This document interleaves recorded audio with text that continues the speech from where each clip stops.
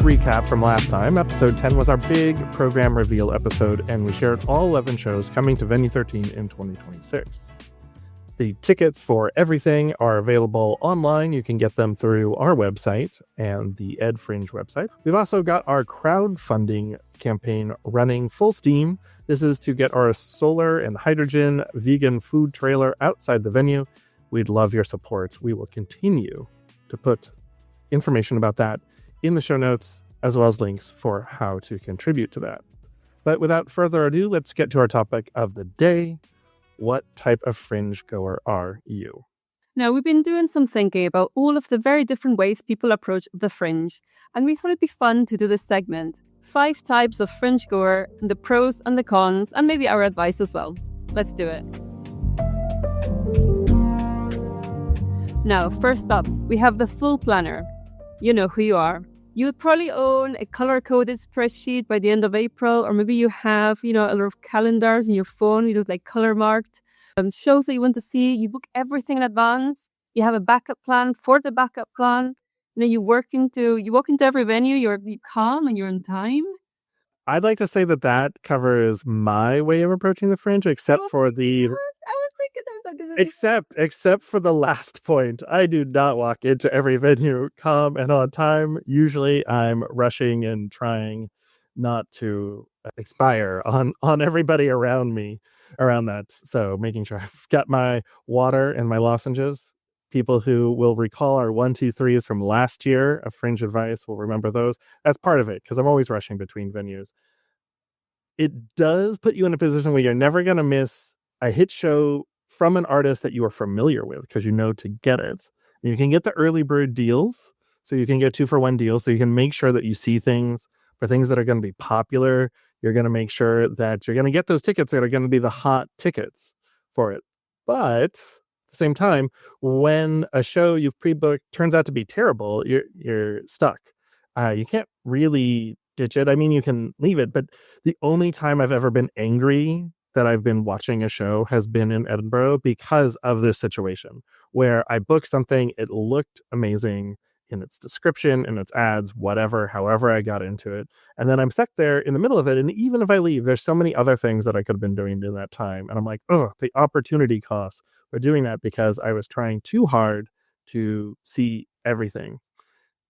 It also prevents you from having a lot of room for like the random thing where you someone hands you a flyer or you get a recommendation.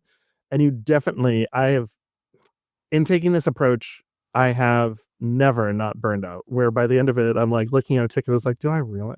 I'm going to read the reviews before I leave the house so that I can make sure I actually want to see this. And sometimes I'll bail on things that I've booked already and either go see something else or just be like, I just can't. You just can't do everything. Yeah, it just is like I overdid it. I did too much. I can't. Did you get Fringe burnout? I did, and especially when it gets nicer, or you just want to sit. Sometimes you're like, I know I paid 10, 15, 20 pounds for this ticket, but I just can't. I didn't go through another show that's not amazing. So there you go. And if you're the full planner, I would say our advice is to build 2 empty slots a day. Even if it's just to sit, touch grass somewhere, and hydrate, Edinburgh always rewards the wonder.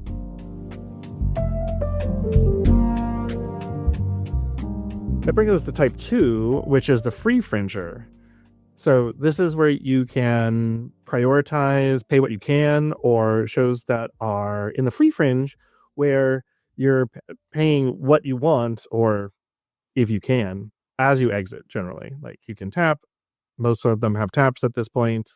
Or you can, whatever change or bills that you're willing to part with in your pocket that you think that the show was worth. Or you can, sheepishly not make eye contact as you're leaving the room because you're like, oh, I wasn't that. This allows you to, there are so many free Fringe venues down the Cowgate, you've got Banshee Labyrinth, you've got lots and lots of comedy, primarily in bars. It's well organized. There's people who just run through the free Fringe and performers who come there regularly. Chris Davis, who we'll be talking to later today in this episode, most of his early Fringe work was in the free Fringe. as well. So it allows you to see as many things as you can for the most cost-effective way possible, while still giving you an opportunity to support the artists. Absolutely. I think it's a great idea to see something you haven't seen before. I absolutely love, so the Free Fringe has its own sort of like, program. So if you Google the Free Fringe, you will find its own dedicated section as well, which is really handy because that's the kind of thing you want to do. You have a very easily lined out program around the city where you can actually catch the Free Fringe shows. The pros is that, you get cheap, brilliant discovery, real community feel. And many times when I've seen a Free Fringe is when I met up with some friends, we went for some food, we went for some drinks, and then we just kind of went into a comedy show. I specifically like the ones that you see lots of actors. And so then, if one of them wasn't that great, you're waiting 5 minutes and then you'll see another one. I do always encourage people to pay at least £5, at least £10. The cons is that it used to be cash only. But now you can see more and more card machine options popping up. So I would say please do pay them, even if you didn't enjoy the show. This is the artist is their time. Many of them have traveled from other places, they're Ireland or Australia, and they've had to pay their flights, they had to pay accommodation. They're probably staying in a place that is really not very nice, and you wouldn't want to stay there. But they're doing it for the love of the game, and I think even that on itself, should be rewarded. Yeah, our advice there is to mix your ticketed shows with free Fringe shows. Put them into your Fringe diet, right? It's best to have variety on your plate. Then you get the best of both worlds. You've got the high production values or people who are, pre-booking things that you're excited about. But then, there's, like you're saying, such an opportunity for discovery and like low pressure, low stakes relative to the rest of the Fringe, while being able to like say that you saw somebody for the first time. There's actually, I don't know if I brought this up on the podcast before, but I don't know if I don't know where our audience overlaps with Queer Eye, the Netflix series. They had a season in Las Vegas, and one of their like subjects, people that they did a makeover for, right?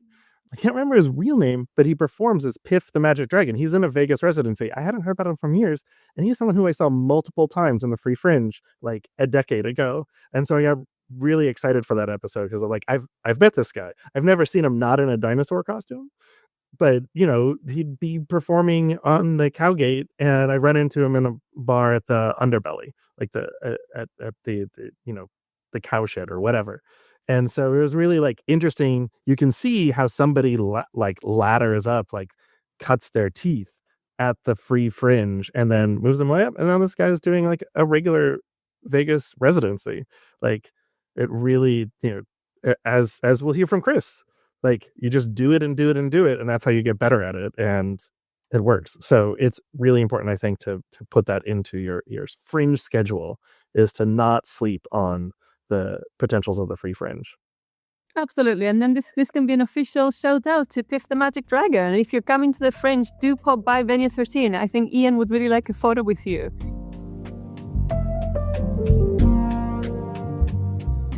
And then we have a type 3, which would be the go with the flow punter. So this is the kind of person that books one show on the train up to Edinburgh. So they're already on the go and they're like, I probably should book something. Decides everything else on the Royal Mile after flat white. Trust the universe. Yeah, this is really leaving yourself up to the magic of the Fringe, right? I know that every year I end up talking to somebody after the festival and they're like, did you see this show or that show? And I'm like, I don't even know that it existed. And part of it is the planning that we talked about, the type of Fringe goer that I am, that I fall victim to myself as our first type. But I've really been trying to go more with a go with the flow approach to things. So you actually get those magical days where you run into hidden gems and you're really leaning into the spontaneity of the Fringe of like, what should I see now? Who's going to sell me on something? And you'd be surprised at just what you end up seeing.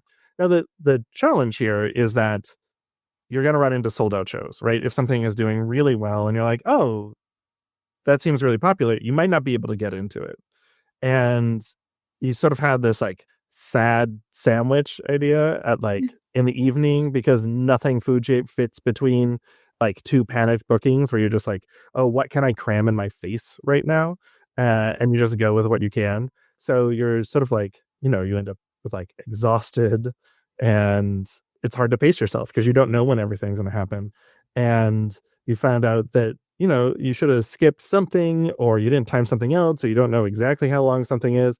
And then you're trying to get home and you can't get onto a bus. They're crowded. You can't get your train back to where you're staying to leave town, and you end up stuck. So that's too much flow then. I guess like the flow can be too much as well. It's like whitewater rafting. You gotta constantly be like checking what's coming down the river so you don't go over that waterfall. Absolutely. I think the advice would be to have like 2 anchor shows, so something to ground you. One at lunchtime, one at dinner, and then build everything else around that. And then build some times to have a proper amount of food, nourish. Nourish is important, to avoid the fringe burnout. Yeah, I think if you walk up to the box office, like at any of the venues on a given day, and ask what's great that afternoon, like trust them. And you can also do this because, like, if you're near George Square or Bristol Square, that like those venues have like an outside box, and they're right next to food, and lots of good food options too. So you can actually like plan your food and your sustenance and taking care of yourself, and then say, what can I go do that keeps me in proximity to what I need to do? So don't just be like, go with the flow for shows, go with the flow. How do I take care of myself? Where does that lead me? Which brings us actually to the type 4, which is the foodie, right? Yes. Which is really about booking the shows around the restaurant and what you want to eat, because there is some fantastic food throughout the festival. There are food festivals, right? Like George Square operates as a food festival just leading up to, they're converting it before their shows. It's there. There's the foodie festival that happens on a weekend, overlapping with the Fringe at some point for that. And then there's just like, Edinburgh is a great place to eat too. So think about where you're going to eat and say like, what's close to this and there. And, you're going to end up with strong opinions. You're going to get strong opinions from other people too. There's like a coffee scene that is across the city that people are going to be like, this is where you have to get the best coffee, which you're going to need as well. My favorite coffee place, which was temporary for the festival like years ago, was Cafefe, which was like, the Trump malpropos that ended up with it. And yeah, I can't remember if the coffee was any good, but it was a memorable name for a shop as well. And planning around this, like there's so many shows to see and they're everywhere, but this will allow you to find that perfect dumpling, right? The most delicious thing. Like you shouldn't sleep on. What was thinking a dumpling? Yes, I guess this is like the kind of person that eats well, drinks well, treats the Fringe like, cultural city break as well. And I guess that happens more often than you think, because if you're in a family group or if you're in a friends group, everyone has to keep fed. There's always going to be one person in the friend group that's going to be thinking about food all the time. That's usually me. The cons is that, again, if you are in a group setting, it's different than if you're on your own and you can just have that sandwich at 7 p.m. and just call it a day. But if you're with a group of people and you've made some, reservations at 5:30, there is 3 courses, there's wine, you're having a chat, it's very easy to miss a show. You could miss your next booking because you were having a chat. And then, by the time everyone gets up, you pay, the restaurant visit will overrun and then you will miss a show. And that is a con, because that's like, it's money wasted, it's plans ruined, and then someone can like be feeling a bit resentful. Yeah. I think our advice would be like, plan eating like you plan your shows. Keep an eye out for our new hydrogen and solar vegan food trailer, Venue 13. Like, easy to see our shows. If you're there, have something in between. A couple of pro tips as you're planning this, though. One, a lot of places, at least in the city center, don't take reservations during the festival. There's a few that do, especially if you are looking for a group. Yeah. Make sure that you're looking at that. It's going to limit your options, though, but the turnover is so high and they're going to be full so much that they're not worried about planning ahead. So know that you're going to run into issues with that, except for in specific places. So think ahead there. And in treating and avoiding your Fringe burnout, keep in mind when you get to drink things out of a glass, when you get to eat things with a knife and fork. It is very easy, if you're just in the festival like flow, to like eat things on paper plates, out of like wrapped up takeaway containers with like small easy to break sporks. Like sometimes treat yourself. It's important to do that during the festival. Absolutely. I mean, this reminds me of, do you remember there was a time, and I've not seen it that much lately. I feel like we're over that now as a society. But there was a time where everything would come on a slab or like a slate slab. Mhm. And I was like, I just want a plate. And everything was in the slates. And that there was a very strong analogy that everything, like all the theater and all the artist shows were happening on these random things, like in a football pitch, in a park, in a basement, and in a terrace. And then someone said, I saw a theater show, and then someone said to me, where? I was like, in a theater. And they're like, what? And this is something, again, I feel like that's something that Chris also spoke as well, that when he did the free Fringe, everything in Edinburgh turns into a venue. And it has its pros and it has its cons. It's very good that you get to actually have that access to all the art that is going to be available to you. But at the same time, a lot of that art comes at a cost of like not being properly teched. Not the correct technology, not the correct lighting. But you're doing those trades because you actually want to see the show and you want to ingest that type of that cultural shock and the bit of art that is very much needed, and it's like you're fixed for the year. But no, this was definitely when you said make sure you eat something out of an actual glass and plates. I am very glad that I've not seen many things served on slates. The other thing to add there is like make sure you eat some vegetables and like fresh vegetables. Like I know that we have a vegan venue, but we can be just as guilty. Like we have a relationship with Considerate, which is vegan donuts. We sell vegan ice cream. There are days when that is my primary diet. I'm not gonna throw shade on anybody else. I know there are days that I've survived on that. It's important also to eat like vegetables, fresh vegetables, and especially. And it's very easy not to during the festival. So sometimes it's to make a conscious effort. Grab a piece of fruit at That least. is true. And in your day-to-day life, look at us, podcast 13, advocating for your 5 a day. And then about 5 a day, here's type 5, the half and half. So that's probably my favorite. So it's kind of like, this is a person that is half booked, half open, and it's kind of like a seasoned festival goer. So they just know, they've lived it all, they've done the extremes, and they know what to lock in and what to leave to chance. And they will take the flyer if the energy of the person is right. For many, many years at the Fringe, I've actually printed myself a badge, and it was a big badge. It was the size of a paper plate. And he said, I will not take your flyer if you're not smiling. And that was that. Like if someone gave me a bad mood flyer, I wasn't taking it. So I don't need that kind of energy in my life. But and I think that is a big thing. Is like if you feel like a show might be worth doing it, take the flyer, take the risk. But you can because you are half open, you're half booked. So that's the adventure part. I like that. Yeah, that's what I aspire to. I've yet to get there. I know that I've tried to. The book has become so overwhelming, so I'll flip through it. But whereas I used to try and put everything that I wanted to see, be like, here's some key things, maybe some people that I've seen before, shows that do a really good job of like sounding compelling. I'll look them up a bit, but I'm like, then I want to find out. I want like recommendations from people that I talk to. If I know somebody who's working on something or something like that, I like want to find out about that. You never know who's going to be in town, especially if you're working there.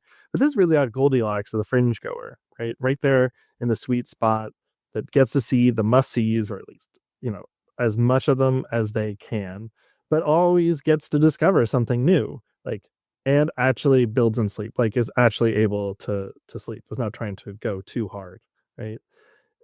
There are challenges, like this is best done if you have a few days, right? It's hard to think if you're there for a day or two, completely understand booking every waking moment going into something. But if you have a few days, if you can take a bit of time, this is the great way to do. But it can also lead to fatigue as well. You could end up double booking or really want to see something. You realize you get a flyer for something you're excited about, and it is playing at the same time that you've got something pre-booked, and you're leaving the next day, and you're really torn. Or they're leaving the next day, right? So, but that's the case. There are too many shows to physically be able to see them all anyway. So this is the person who has that ability to like have that zen balance idea that it's like I can't see everything that I want to see, and I'm okay with that.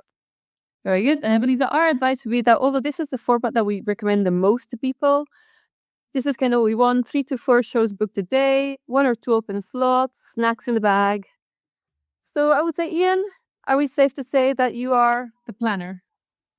I'm the planner. I aspire to the half and half, but like maybe after 20 years I'll get there. It's taken a long time to get there. How about you? I think so. I am, dear listener, I am in a very privileged position because I always tend to actually go and see some shows with Ian, who is the planner. So I am the kind of the alternative, like the passenger princess of the Fringe, because Ian will do all the hard work. He'll do the research, he'll find the things.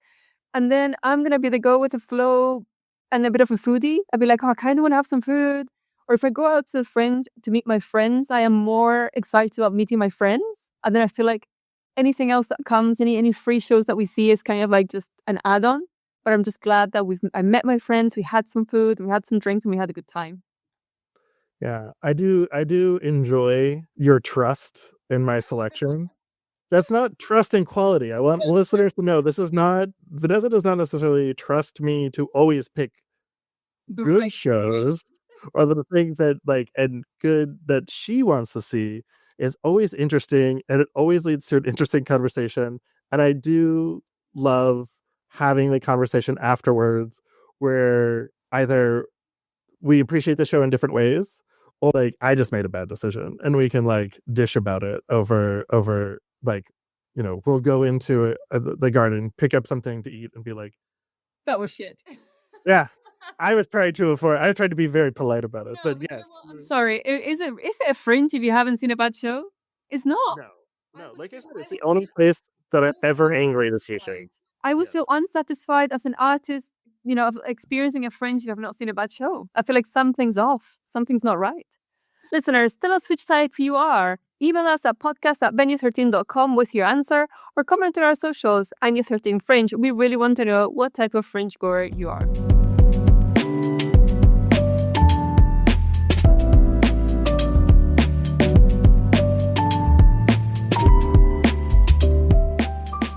On this episode, we want to welcome Chris Davis to Venue 13 with his new show, The 40-Year Old Ballerino. This one is one of those shows that immediately felt right for Venue 13, a solo performer with a long Fringe history, a real personal story underneath the comedy, and a show that really does speak for itself. Solo storytelling has become one of the strongest currents at the Fringe over the past few years, and Chris's trajectory of success form sits right at the heart of it. Chris has a back catalogue stretching across more than a decade of touring and a 4-star quote from the list, calling his work the kind of innovative spirit the Fringe was created to showcase. Edinburgh has certainly missed his talent, and at Venue 13, we're excited to welcome him back with the 40-year-old ballerino this August. Let's bring him in. Chris, welcome to Podcast 13. It's lovely to have you with us. I'm super excited to be here and super excited to return to Edinburgh this year. Yeah, for people who don't know your Fringe back catalog, can you give us sort of the short version? Tell us about your work and how your relationship with Edinburgh and the Fringe started? Yeah, absolutely. So Edinburgh definitely changed my whole career. I came first in 2014, and I honestly knew very little about the festival. I did not know it was the world's biggest festival. I didn't know it had thousands of people.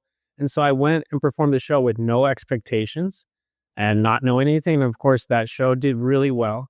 And it was my first year, and I was like, oh, this is amazing. So I kept coming back year after year after that, trying to build on that momentum. And I ended up doing that show, which was called Drunk Lion. I did that for 3 years total between 2014 and 2019 while doing other shows. And the reason I kept doing it was because it became very popular and just very easy to fill houses. And I did it through the free Fringe. And I took all the skills I learned in Edinburgh and I really brought them back to my life in the United States. It really just helped me as a producer and performer and as a writer. So it's a place where I really have workshopped almost all my pieces. And this is the latest piece to take there and watch it go through the Edinburgh gauntlet. You start with a show in the beginning and then 22 shows later, you're like, wow, this show has performance-wise, even script-wise, it just elevates. And so, I think that's one of the best opportunities. You go to Edinburgh with a show and you leave with something, no matter what, usually, at a much higher level, a much more improved show. And and you learn, you survive trial by fire, right? Like from drunk Scottish people yelling to you to, yes, that happened so many times to me. I did a lot of late shows. But like you learn how to deal with hecklers and the chaos and all that and how to separate yourself from 3,500 shows, which is the challenge. And that's when, you do podcasts, you do everything you can because you need to somehow drive people to your show when you're there. Absolutely. And you're a Fringe regular. You've done it. You lived for 6 years in a row, and now you're returning this year with the 40-year-old ballerino. And now, can you tell us how does that feel, and what can the audience expect? Like for what you're just saying, like basically it feels like the show is a live piece of work that just evolves throughout the month. Can you tell us a bit more about what to expect on the other side, like when we're attending your show? Yeah, I think, I don't believe there's a magic formula to Edinburgh solo shows. However, there is a magic formula to Edinburgh solo shows. Meaning there's certain qualities that I've learned from seeing shows there. And really, I attend like over 30 shows every time I was at the festival.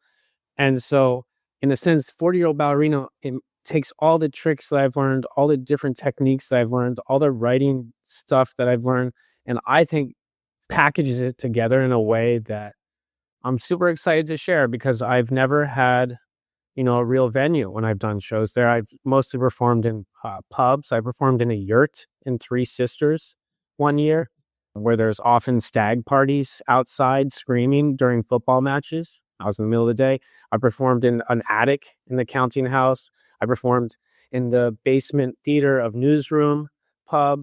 I performed at a hotel in 2019 off George Street. So I loved all those experiences, but to be able to go there and have a dedicated venue with lighting, with tech, I've never had that amount of support and production value behind the show. So in this sense, this show, I believe, will be like a fully realized version of what I want. And that's something I've never been able to do before. So that's what is a big difference for me. And it's a big risk, but I think it's worth it. And the show itself uses all these techniques through storytelling, through it's very personal shows from my own personal life with movement, with physical movement, with ballet. During the show, I basically do an entire ballet bar class while telling you about how I love ballet, but the ballet actually informs the words that are coming out of my mouth. The two are they are connected. And so I think this merging of like physical theater with storytelling, with sort of stand-up comedy, with all these things, that's what I'm most excited about. So it's this amalgamation. And I really hope to get some of the dance fans in Edinburgh because I know they're there and I know the dance scene, is there. And I think it'll be cool to connect with them and just sort of try to bring in that audience and that they'll really connect with this show. But this show is ultimately for everyone. It is a show that is about investing in yourself and about changing your own life. And that is something that everyone can do and that all of us have opportunities to do, and whether we take advantage of them or not. I think people have really connected with that aspect of the show. That's right. Like, I mean, first of all, as somebody who has crossed that boundary myself, you've got this premise that taking up ballet at 40, which me on the other side of that myself is really impressive. Maybe having the bar in the venue will inspire me too. But as coming as a substitute for other vices, ranging from the drugs and alcohol side of things up through media consumption, Modern Family reruns, and John Cusack movies. It seems very specific. I myself can relate to a lot of this, but how much is this from your experience? How can you talk a little bit about channeling that experience of taking up ballet into this new passion? Yeah, this is maybe it's a memoir play. It's almost entirely true. Everything I say in the play is basically true. I do take some liberties with timelines. The play talks about a relationship with a ballet dancer who is the person that got me first into ballet. So obviously at 40, you don't always just jump into something like that. But I had been living with this person, watching them do ballet. And eventually I started to say, oh, I should try it once. And I discovered quickly that I really loved it. And then all of a sudden, even though that relationship ended, I continued my relationship with ballet, which is really interesting when you have relationships with people. Sometimes you can take things from them. And in this case, you take the art of ballet and then it eventually becomes yours. And now it's beyond that person. Now it is my practice and I take it very seriously. I take class 4 to 5 times a week. I've been taking at that pace for 3 years. So you can imagine it's completely changed my life. It's changed my body physically. It's changed my mind. It's changed pretty much everything. And, eventually it becomes a habit and then it becomes your community and then it becomes the people you want to be around. And this is if you really love it. And I don't even know exactly why I love it, but I think there's like a sort of peace you get from it. Your thoughts don't run so much. Maybe if you have like a fast brain or something, it kind of silences your brain for a second while you're practicing. And so similar to drugs and alcohol, that's another reason why people do those things. You drink because it relaxes you. You do drugs because it silences things in your brain. So I actually see a ton of connection through this sort of like these addictions that people have and that I had too. I quit drinking 3 or 4 years ago. And this will be my first Edinburgh not drinking alcohol. I feel fortunate because this all could have like kind of fallen apart. But in a sense, like, because I stayed with the ballet, it means also the show keeps changing because my ballet practice gets better. There's dances in the show. I get better at doing these dances. So there's no 2 shows are not alike. I've been working on the show for 3 years. I've had little iterations here and there, and this is the final thing. And this is actually the best I've been at ballet. And so when I first started this, I really could not do it. Like I could not perform the show very well. It's very hard breath-wise. Didn't have the stamina. One of the shows I always think about is by Richard Gadd. It's the one with the monkey that chases him on the treadmill. What I loved about it was the physical feat of him running the whole show while this monkey, which was his trauma, chasing him. The whole show, Richard Gadd does not stop running for an hour straight while speaking an entire monologue. So in a sense, this is sort of stealing a little bit from that where it's like, okay, can I do this ballet while speaking, while doing this? And it is very hard.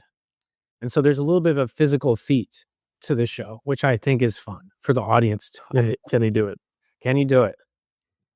Yeah, and I think this is also like you chose, the ballet, and it is extremely precise, and it definitely is something that pushes you to actually get better.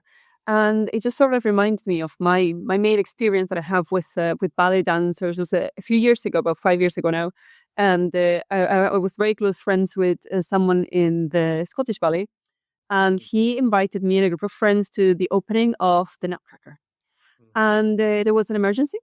And the leading lady who was dancing couldn't make it.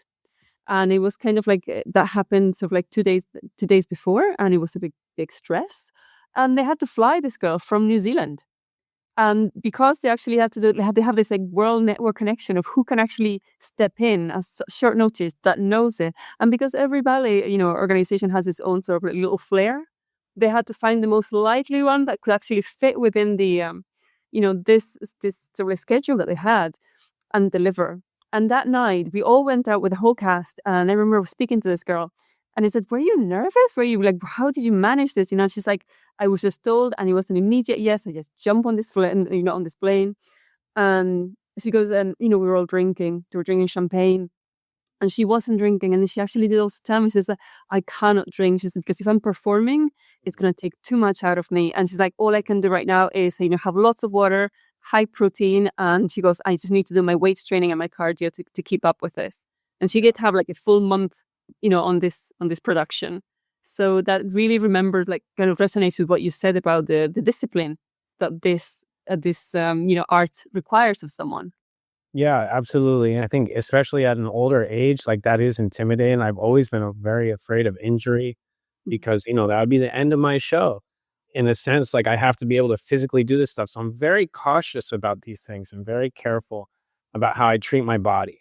And a lot more so than I was in the past. In my first 6 years in Edinburgh, I'd say that is a different iteration of a person. So really when I come back this year, I feel like I'm a new performer. Like I'm a different type of performer. Not that I was bad before, but I'm different now.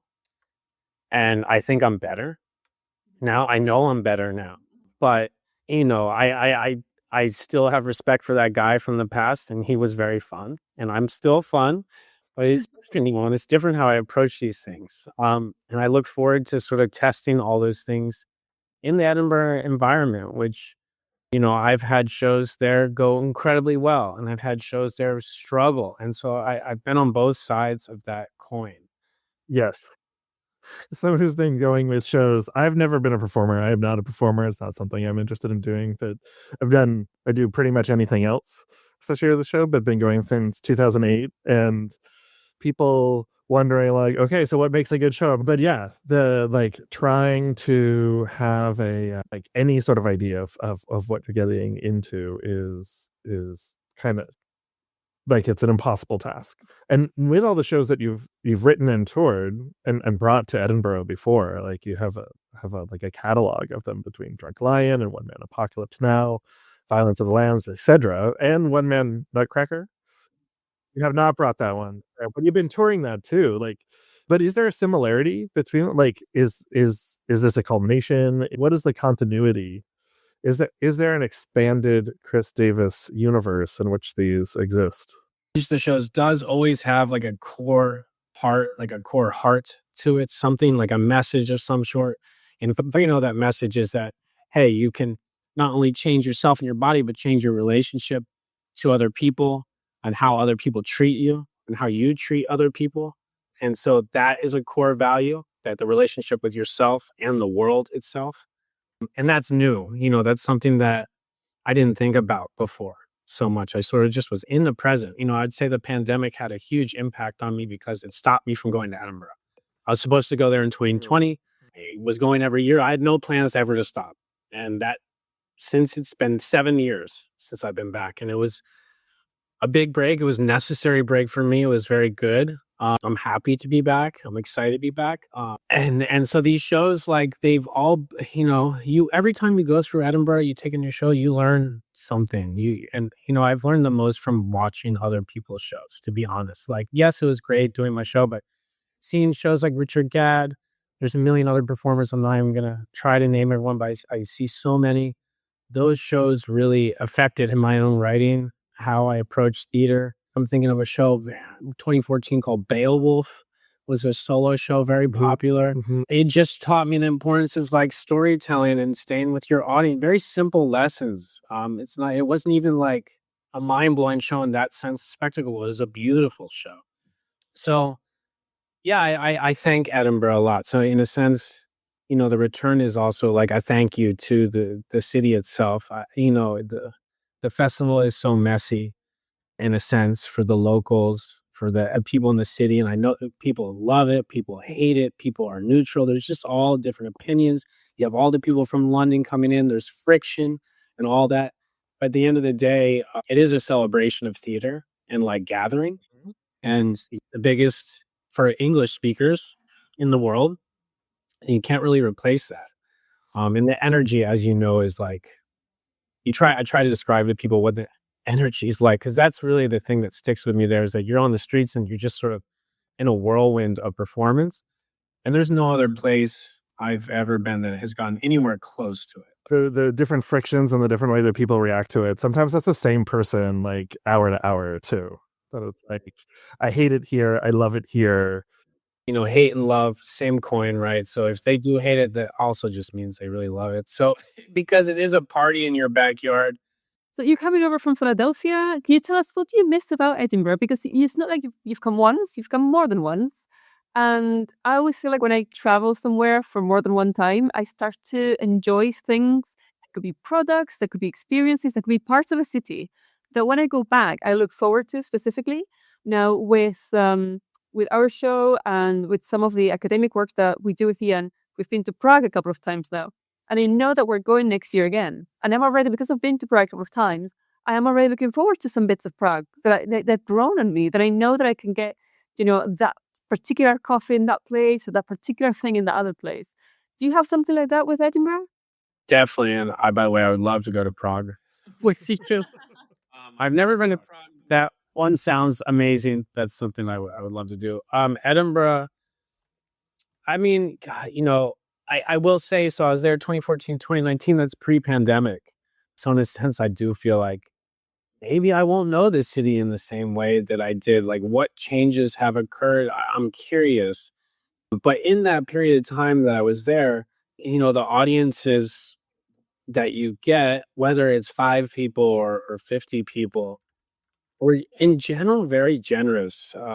Very, this idea, like everyone was pretty cool and kind overall. And, people that are going to see live theater and taking a chance on a show they don't know anything about, especially when I was doing smaller venues and stuff, they're just sort of down to see whatever, whether it was the greatest show in the world or not. They're just here, they wanted something fun. And I was doing free Fringe, which is a sort of different clientele, I think, than paid Fringe. The paid Fringe people tend to be a bit more serious about because they have to purchase a ticket, but also the diversity of the audiences. When I did Drunk Lion, I had people from Spain, from Germany, from Japan, from Hungary. And that show was an international show because it had Spanish in it. So people just flocked to it. Every Spanish speaker in Edinburgh seemed to find that show.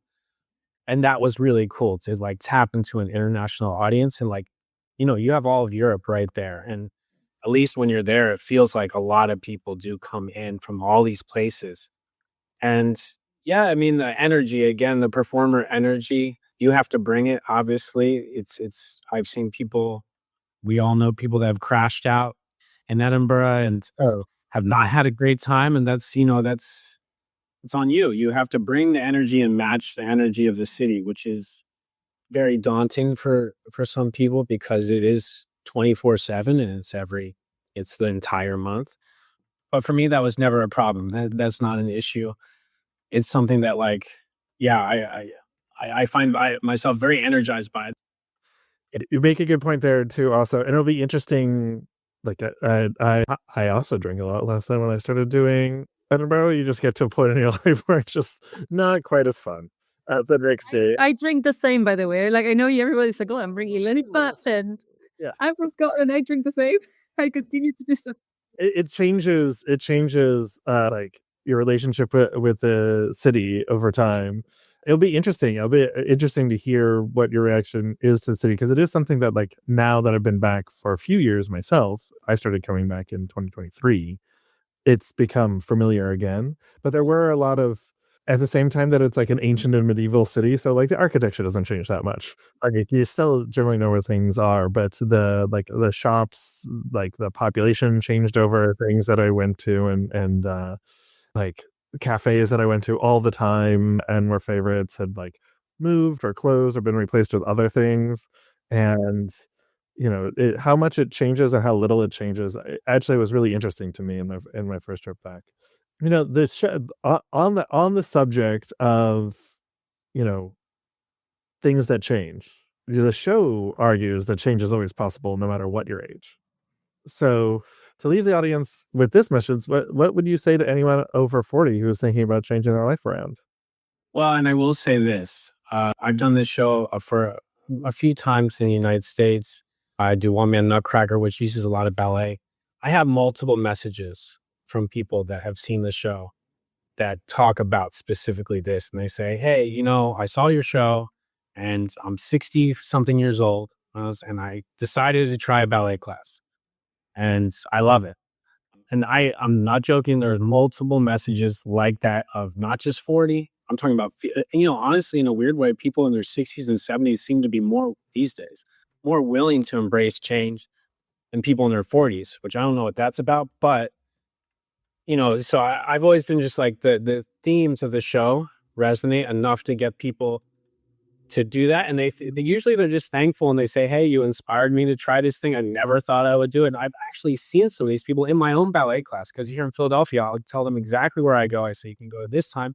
And they've shown up. And it's often they've been in the older category of 50s and 60s. And life can get a little, boring and routine at times. So it's just good to remember that, yeah, you actually can do anything you want. Like you really can. You can go and take any sort of dance class you want. And even when you show up, it could be tango or whatever, no one's going to make fun of you. That's all like, we have all this grade school stuff in our heads where it's like, everyone's looking at us. We feel like an idiot and you can feel all those things. But the reality is when you show up to these places And I felt that so many times, contemporary dance, stuff like that. No one cares what you're doing at all. Just like, and you realize, oh, actually, I can just do this and I can do it badly. Like, I don't have to do this well. But when you start ballet, you're only going to do it bad, quote unquote, badly. Or like, as a ballet dancer will tell you, even though they're the top of their field, they feel the same way. Like, they still struggle with, and they feel it. You know, you can see the most amazing dancer and they'll be like, oh, that was horrible. I didn't do. And you're like, what are you talking about? It was so beautiful. But it's like with ballet in particular, just like shows and writing, there's no end to perfection. You know, you never complete the task. You're never going to get to be the ultimate ballerino. You're always in process. And like, that's our life. Our life is in process. That is the point, right? Like, to find things in life that scare you and to try to do them, that makes Monday feel a lot more exciting. Mhm. It's about relationships and how we treat each other and how people treat us. I use the metaphor of Capelia, which is about a guy who falls in love with a doll. It's a real ballet, Mhm. and so I talk about that and how he sort of like he creates the doll into his own, into what he wants. This is everything he wants, but the person's not even real. He doesn't know that, but he's created the image of a person, the fantasy of a person. They're not actually a real person, but it doesn't matter because in his mind, they're real. And we do the same thing with our relationships, our romantic relationships, where often we'll create a fantasy of a person. And then when they bring their real life stuff, we're like, it can break that fantasy. It can shatter it. It can end the relationship. And I think so. I try to talk about that too in my own relationship with this person, how we both do it to each other in different ways. And it's not like an indictment of this person where I just sort of I've been unpacking that. And another part of this show that's important is like therapy is a big part of the show. My therapist is in it as a character and talking about these things. And I've learned a lot from that, just from going through that process. I started ballet in my 40s. I also started therapy in my 40s. And I had never really done it before. And so those two are also kind of actually interlinked.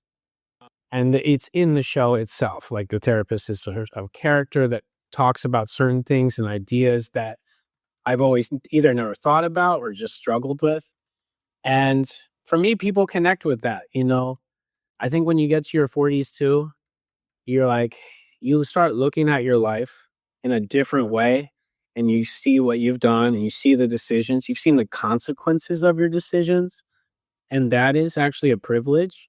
That's something I couldn't see in my 20s and 30s at all. And I feel like much more clear about, oh, so that's what happens if you do this for a long time. Yeah. And not everyone gets that. So I am really excited about that because I feel like it has like the heart of what a solid Edinburgh solo show needs.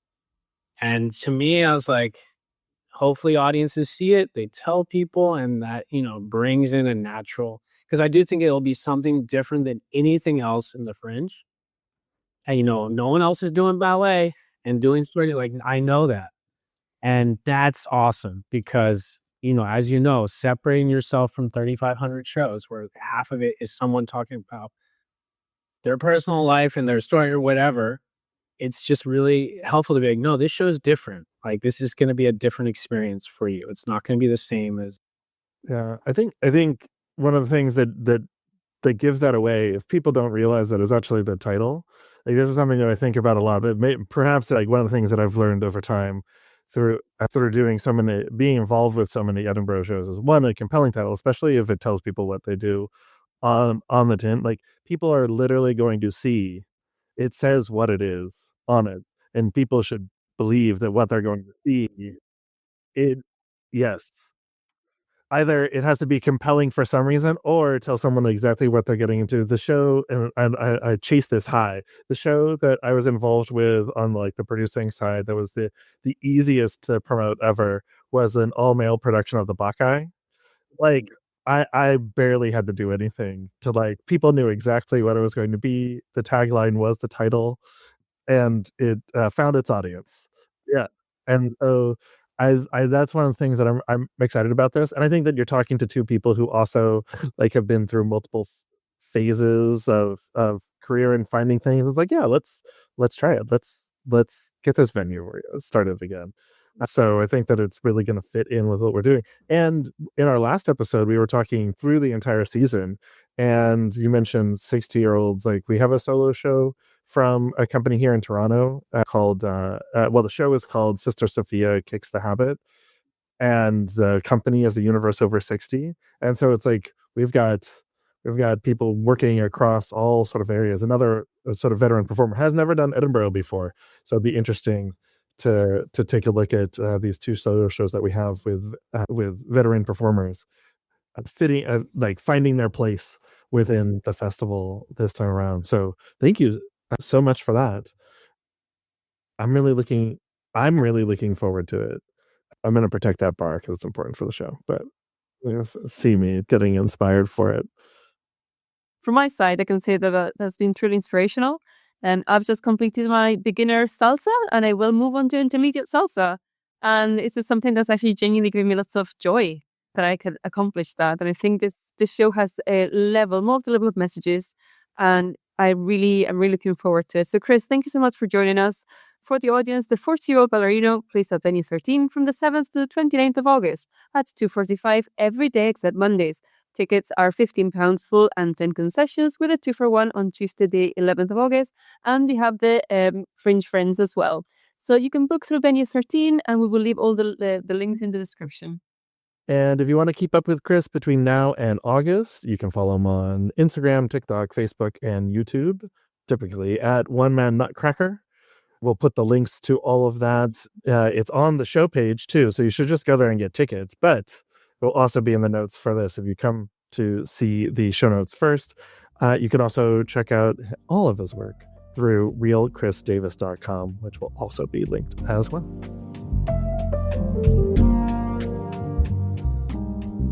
Now, as part of the Podcast 13 tradition, we invite every guest artist to share a taste of what audiences will see at Venue 13 this August. So without any further setup from us, here's Chris Davis with a teaser from the 40-year-old Ballerina. Chris, over to you. This piece is called The 40-Year-Old Ballerino. I'm not 40, though. I'm 44 and a quarter. I don't know if you can tell from where you're sitting, but I have really great ballet feet. One time, my ballet teacher stopped the class and said, "Look at those feet. They were my feet." I was looking around for someone else's feet, but then I saw everyone was looking at my feet. I didn't see anything, though. I just saw feet. Now, I look at other people's feet and I think, what a shame. What happened? To be born like that? Feet like that? Can't imagine. Must be hard. I've been going to ballet class about 5 to 6 times a week for the past few years. That's what I do every night. I can't stop. I'm addicted. People say it's healthy. It fills something. It fills the time. I think it fills the whole of life. That's why I do it. But now I've gone too far. Now it's not a choice. Now it's what I have to do. It's who I am. I used to do other things before that did this, but they were bad, like drugs or alcohol or more drugs. Bad things. But I did them with the same dogged discipline. It's just that this time it's good. That's the only difference. But for me, it's the same. It fills the whole. That's it. I dated a ballet dancer for years. That's how I got into it. I remember her always doing ballet, and I was always sitting on the couch watching her do ballet. I didn't do it, though. I was just there. I didn't think I could. It wasn't for me. She dances in Japan now. I think the Japanese, they probably love her. They probably go crazy. Wow, wow, wow, wow, wow, wow. I imagine they're screaming, You're so good. Because I'm from the 90s, I have completely unrealistic romantic fantasies. I think maybe I dance so much ballet, I become a pro at 40 years old. And then I audition for a company, and she's in the company. She is my ex, who is a ballet dancer. And I get into the same company, and the director says, H, this is your new partner, and it's me. And I'm all like ballet swole, like huge calves, arms, flexible. I'm a completely transformed person. My legs are like pillars. I'm sinewy. And she says, Chris, is that you? And my voice is even deeper now. And I say, yes, it's fucking me. Look, I've changed. And then the music montage moment. We reconnect. We go horseback riding in Japan, watch a movie in Japanese, play a pinball machine, Akira, and then the thing at the fair on the boardwalk with the claw.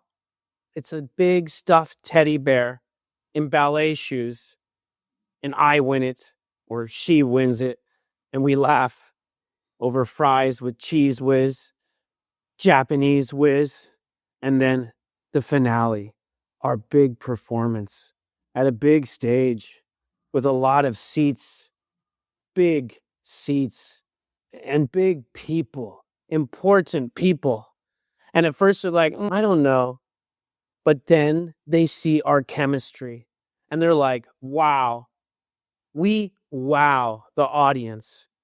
Everyone says, wow, wow, wow, wow, wow. We are the best duo ever. Roses and applause. And the reporters say, now that's a love story. That's a real love story. And I wipe a tear away and I say, yes, it is. We are love personified, clearly. And I love that fantasy. It's so beautiful. I don't care that it's bullshit, that it's hackneyed, played out, cliche, and probably patriarchal. I was born in 1982. I'm still holding a radio above my head. It's still raining.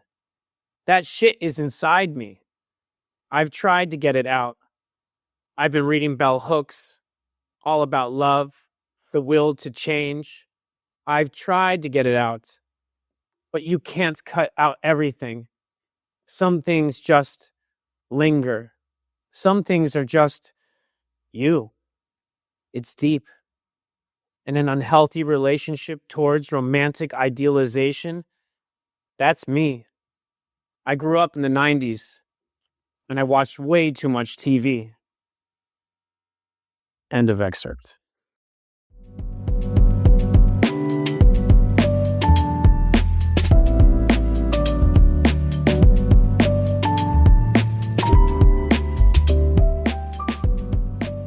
We're not quite to August yet. We will be talking to all of our artists, but let's talk a little bit about what's on in June. If you're in Scotland this month, there's a lot to look forward to, and we've picked 3 that we're particularly excited about.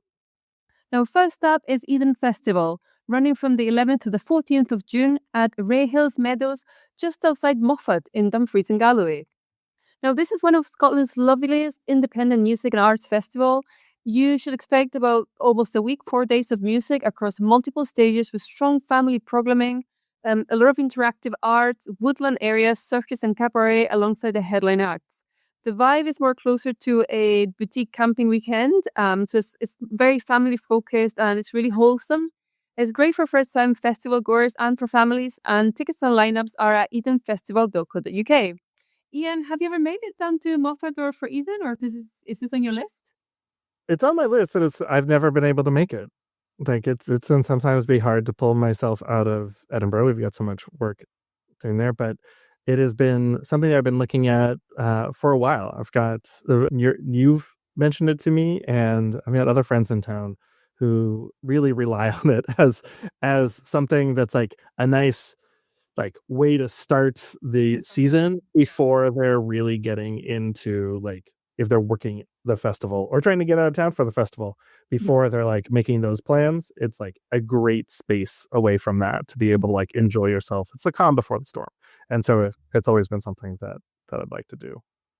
But because I'm stuck in Edinburgh most of the time whenever I'm over, there are also things that you can see in town. And this is not to say that you're stuck seeing them.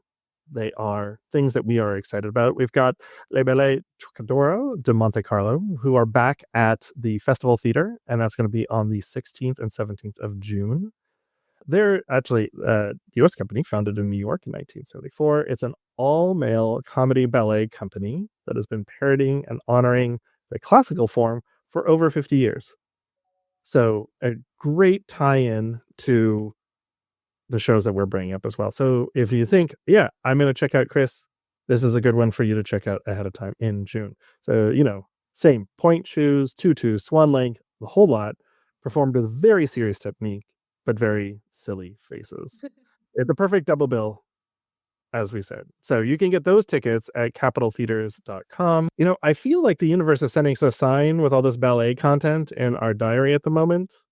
Well, I think that this is a very good curated podcast episode, because I feel like, well, if you're going to get excited about August, I would want you to, get something to do this month as well, and then you can compare. I genuinely do believe that anything that is like interacts with ballet and the arts, and also, like I said, this is like a full theme.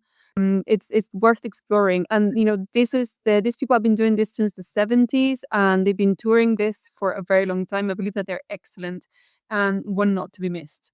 I think, are we going to take some ballet lessons? Is that what we're... I think we should. I think I'm going to be really inspired after Chris's, after his interview. I'm very inspired to take up ballet now.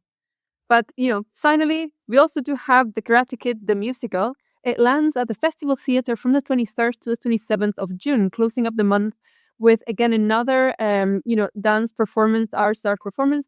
And I think this is going to be fantastic. So yes, it is based on the 1984 film that defined a generation of awkward teenagers with headbands. I used to have one of them. Underdog story of Daniel LaRusso and Mr. Miyagi head into the All Ballet Karate Tournament. Tickets at capitaltheaters.com. So Ian, wax on, wax off. Were you a Karate Kid kid? Well, I actually have an interesting relationship with the Karate Kid. I'll say that because it takes place primarily in various locations in the San Fernando Valley, and that is beyond being from Los Angeles. That is specifically in Los Angeles, where I'm from. So I have like personal thoughts around many of the locations. I was born in the next like neighborhood over from Reseda High School. I was born in Encino. Which, like, let's not get into Encino Man, which is not at all shot in Encino. And went to middle school in Tarzana, which is named after Tarzan, but is like the feeder school into the feeder, like where you go to middle school or junior high before you go into high school. And Reseda High would have been that. It also has my dad was a location manager, so he did like locations for film, and it has one of the most bizarre interpretations of Los Angeles geography. Now, he lives in Reseda, and there's a point at which he is riding his bike and he rides his bike to the beach. And the primary way to get there from Reseda is to take Topanga Canyon, which is, I can't remember the exact length of it, but I will tell you, one of my early full-time jobs where I ran a box office and I was head electrician for a outdoor theater called the Year Theatricum Botanicum, which is in the middle of Topanga Canyon. So this was like my daily commute. I see. That bike ride that gets you from the San Fernando Valley through that canyon pass to where he goes to Leo Correa, which for the record is my favorite beach in the Los Angeles area. I've spent lots of time going there and I'll do that. And I've driven it, and there is no way someone's going to chase you for that entire bike ride like this. Maybe when you hit the downhill, you're going to recover yourself, but it is ridiculous. And also, on the subject of cars, my car was broken into around the corner from the location for the dojo. Oh, no. Many years ago. And there was no one in the dojo there to defend your car. That's outrageous. It was not a dojo at the time. Now it is sort of sandwiched between a pizza place and a rock and roll sushi restaurant. So it's locations that I'm very familiar with. So I always watch it with both a critical eye and interested eye. I used to be neighbors with the evil sensei. Oh, yeah. Like he backed up to our house, and he was always out. He was washing his car. I don't know if he was taking wax on, wax off, but I mean, we didn't interact much. That's Martin Cove, who plays John Kreese. You'd see him in all like the original movies. Yeah. Continue all the way through. I think he's in the new series too for that. But it was weird, like, you know, be walking around the neighborhood and just be like, "Yeah, sweep the leg, Johnny." Oh my goodness. Thank you so much for that, Ian. That's a journey you've taken us on. Yeah, so I feel like I'm just gonna miss this one by it, but I'm excited to see what they do with it. Yeah. I hope it does. It was interesting when they did the Back to the Future musical too, which I ended up seeing, and they had to make some changes with. So I'm interested how they saw these things here, but interesting to see how they're going to combine that choreography with the martial arts. I think that could be brilliant. Amazing. I'm going to do my best not to miss this one then. Excellent. And that's a wrap on episode 11. Massive thanks to Chris Davis for joining us. Audiences, you've got a treat coming in August. We've got 11 shows in the 2026 program. The food trailer crowdfunder is still live. And we've got a great month of theater and music coming up across Scotland this June. And next time, we'll be back with another of our 2026 artists in the chair. Thanks for joining us. And see you next time. Thanks for listening to this week's episode. If you enjoyed the conversation, make sure to hit subscribe so you never miss an update. Those are going to be particularly important in the next few weeks as you hear from all of our artists. You can find us wherever you get your podcasts. We'd also love if you could leave us a review. It helps more people discover the podcast and join this community. We have lots of special interests that are coming together in our little tiny sweet venue, and we want to make sure that we invite everybody over. It's a great help, even if we have very specific flavors and tastes. If you got thoughts, questions, or ideas for a future episode, we'd love to hear from you. You can reach us at podcast@venuethem. That's also where you can tell us about your show recommendations or things that you think we should stay clear of, and to tell us what type of Fringe goer you are. You can do this also across social media with @venue13fringe. That's @venue13fringe. Our back episodes and transcripts can be found on our website, which is venue13. The music that you heard throughout this episode is by Dusty Dex, and we get that through Epidemic Sound. Until next time, thanks for tuning in, and we'll be back with another episode soon.